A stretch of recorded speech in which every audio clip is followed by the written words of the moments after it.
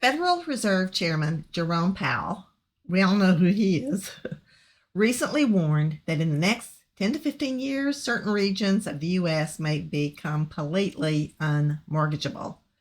Both banks and insurance companies are pulling out of areas, coastal areas and things like that, or areas where there are a lot of fires. So what that is going to mean is that, if you fast forward 10 or 15 years, there are going to be regions of the country where you can't get a mortgage. There won't be ATMs. There won't, the banks won't have branches and things like that. That means banks could stop issuing loans entirely for homes in those areas. And think about what that means. If buyers can't get a mortgage, home values plummet. Sellers get stuck. And the reason this could happen? Insurance companies are pulling out of high-risk areas. It's already happening in places like Florida, Louisiana, California, and the trend is growing. The question is, could it spread to other states? And how can you protect yourself? That's what we're breaking down, so stick around. Why are insurance companies leaving? You know what? They're in the business to make a profit. But in places where wildfires, hurricanes, floods are causing billions in damages, they're losing bukus of money. Instead of sticking around and raising rates, they're pulling out. Florida has been battered by stronger, costlier hurricanes, leading major insurers like State Farm and Farmers to stop issuing new policies altogether. California has had record-breaking wildfires.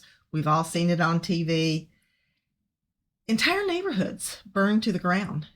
Now, homeowners in high-risk zones are being forced into the state-run FAIR plan, and it was meant to be a last resort. The state-run Louisiana Citizens Insurance now has hundreds of thousands of policies. But by law, it must charge more than private insurers. And guess what? It charges a lot more. In each of these states, insurance companies are running for the exits, and homeowners are being left with fewer options, higher costs, no coverage at all. So what happens when insurance companies pull out? Homeowners have to make some really tough choices. Pay for state-run insurance, cost more, covers less. Go uninsured, how risky is that? And in some cases, even an option because if you have a mortgage, you have to have insurance. Or sell. But there's fewer buyers, there's rising costs, so home values start dropping pretty fast. And here's the biggest problem. Banks don't want to lend in areas where insurance is disappearing. If you can't get insurance, you can't get a mortgage. That's why the Federal Reserve is warning us about homes becoming unmortgageable. Because if lenders refuse to issue loans, the market in those areas grinds to a halt. We've seen this in places like Florida and California. What about other states? Could this happen in West Virginia? Right now, West Virginia isn't in the same high-risk category as Florida or the wildfire-ravaged areas of California. Our insurance rates are lower than the national average because we don't have billion-dollar disasters every year. That said, flooding is still a concern, especially in valleys and along rivers where FEMA flood zones exist. And here's the key issue. Insurance companies are trending toward eliminating risk. They want to make money.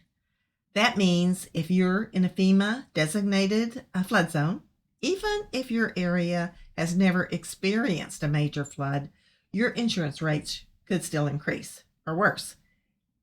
If insurers continue expanding their risk avoidance strategies, they may start dropping coverage in other areas. It could be a trend, and it's too early to predict that with any certainty. But based on what we're seeing in other states, it's a possibility. So homeowners really should keep an eye on all that. So what can you do to protect yourself? If you're buying a home, don't just look at the mortgage. Look at the insurance availability and the cost as well.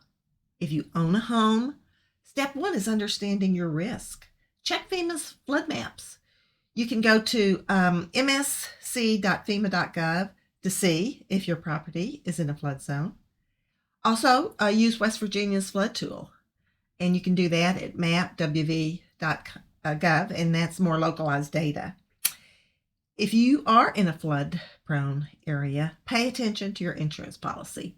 Even if you have coverage now, watch for rate hikes or policy changes.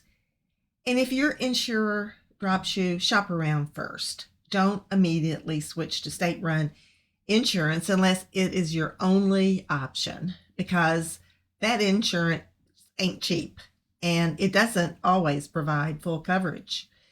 In Florida, Citizens Insurance is the state-run plan, and by law, it is more expensive than private insurance by quite a bit. Louisiana Citizens Insurance is also legally required to charge above market rates. And guess what? They do. California Fair Plan, that covers fire damage, but doesn't include liability or theft protection. So homeowners have to buy extra policies. West Virginia Fair Plan, that provides basic coverage up to $200,000 for homes. But get this, it doesn't include liability or flood protection. So these plans are not meant to be long-term solutions. But as your insurers pull out, they're becoming the only option for a lot of people.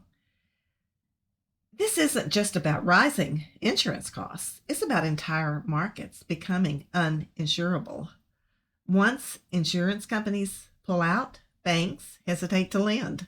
That's when properties lose value, homeowners get stuck, buyers disappear. Florida, California, Louisiana are already feeling it.